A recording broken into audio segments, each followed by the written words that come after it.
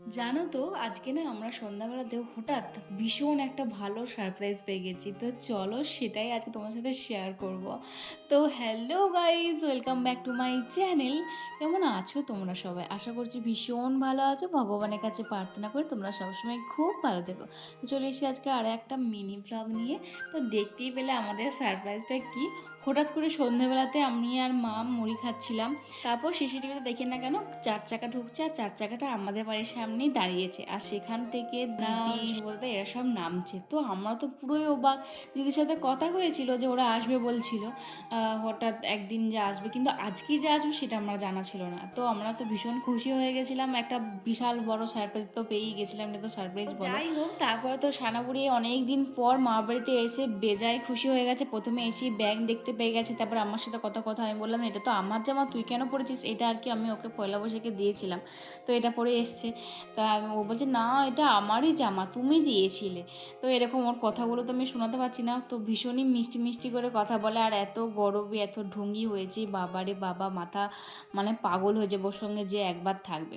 তারপর দিদি কোথায় গেছিলো, ওই পুরুলিয়ার মেলা না কোথায় গেছিলো একবার, সেজন্য ওখান থেকে নেল পালিশ, তারপরে তোমার দুটো ক্লিপ, যেখানেই যাক না কেন মায়ের জন্য ক্লিপ আর নেল পালিশ বড় দিদি আনবেই, সেজন্য আমাদের কোনো জন্য নেল পালিশ বা ক্লিপ কিনতে হয়নি। তারপরে শনপাপড়ি আরও সব গাছের লেবু টেবু করে আরও সব অনেক কিছু এনেছিল, ওইগুলো আর দেখালাম না। তো যাই হোক, এদিকে সানাকে কী সব জিজ্ঞাসা করলাম, সানা ওরকম গরব গরব করে কথা বলছিল। আর এদিকে তো আমরা চা মুড়ি খাচ্ছিলাম আমি। আর বড়দিদির শরীরটা ভীষণই খারাপ ছিল, ভীষণ ওর পেটে পেটে যন্ত্রণা হচ্ছিল, এমনকি জ্বরও এসছিল। তো সেই কারণে মা বললো যে তুই তাহলে দুটিখানি মুড়ি খা। আমরা তো খাচ্ছিলাম, তারপর রেখে দিয়ে চলে গেছিলাম। তো মুড়ি খেতে বললাম, চা ফা আবার গরম করলাম, চাপাটা করলাম।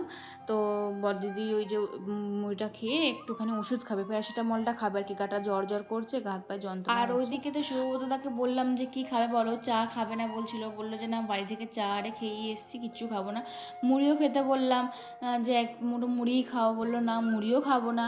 তো কি খাবে, চা মুড়ি কিছু খাবে না। মা বলে তাহলে শরবত খাবে, শরবত তাহলে করে দিচ্ছি। তো দাদা বললো ঠিক আছে তাই দাও। তারপরে মা এক গ্লাস শরবত করে দিল। আর ভাই ছিল, ভাইকে বললাম যা তাহলে তুই দাদাদের দোকান থেকে কিছু একটা নিয়ে আয়। কি দেবো না হলে, আর বাড়িতে সেরকমভাবে কিছু ছিল না মিষ্টি আরে। আর মিষ্টি যদিও খেতে পছন্দ করে না সবাই, আমরাও খুব একটা পছন্দ করি না, সেজন্য ভাইকে বললাম যে দাদা বাড়ি থেকে কিছু নিয়ে। তো ভাই এই যে দাদাদের দোকান থেকে ফিশ ফিঙ্গার নিয়ে এসছে, সেটাই এখন আমি মানে দাদাকে দেবো। জানি না খাবে কি না, তাও আর কি দিতে হবে বলো, জামাইবাবু বলে কথা। আর জামাইবাবুরও শরীরটা এখন আপাতত একটু খারাপই আছে, সবারই ওই শরীর খারাপ জ্বর টর করে হচ্ছে। যাই হোক, তারপর দাদাকে দিলাম। দাদা তো বললো একটার বেশি দুটো খাবোই না। আমি বললাম যে না না না, বললো যে না রে একটাই খাবো। এদিকে দিদিকেও দিচ্ছিলাম, দিদিও ভীষণ ভালোবাসে কিন্তু খাবে না। এইদিকে তো মাকেও বলছিলাম খেতে, মা বললো না আজকে বৃহস্পতিবার আমি খাবো না। তো এটা অনেক দিনেরই ব্লগ হয়েই গেল, মানে এতদিনে পোস্ট করছি, বৃহস্পতিবারের দিন ছিল সেটা।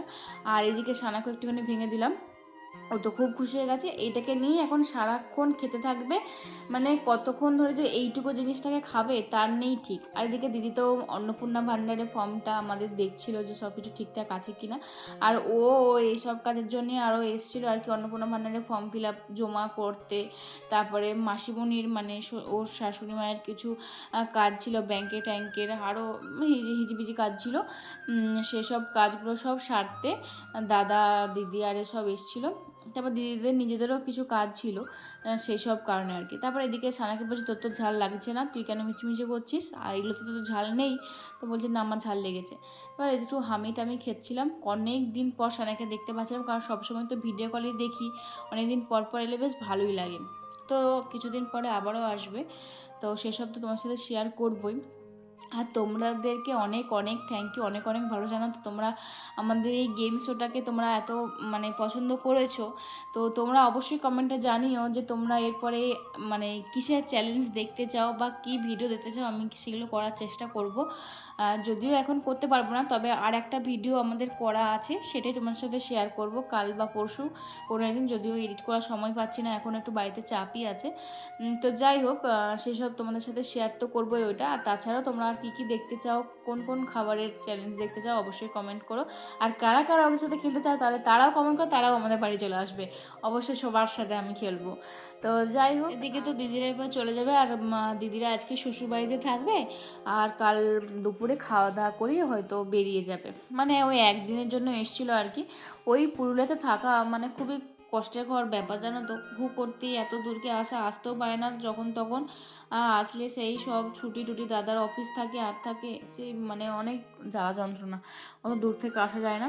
তার জন্য খুব খারাপ লাগে, যখনই বলি তখনই আসতে পারে না আর কি। তো যাই হোক, টাটা করে দিয়ে তো চলেই গেল। তো চলো আজকের মতন ব্লগটা তাহলে এই পর্যন্ত। কেমন লাগলো তোমরা অবশ্যই জানিও, ভালো লাগলে অবশ্যই লাইক কমেন্ট শেয়ার করে দেখা হচ্ছে পরের ব্লগে। বাই।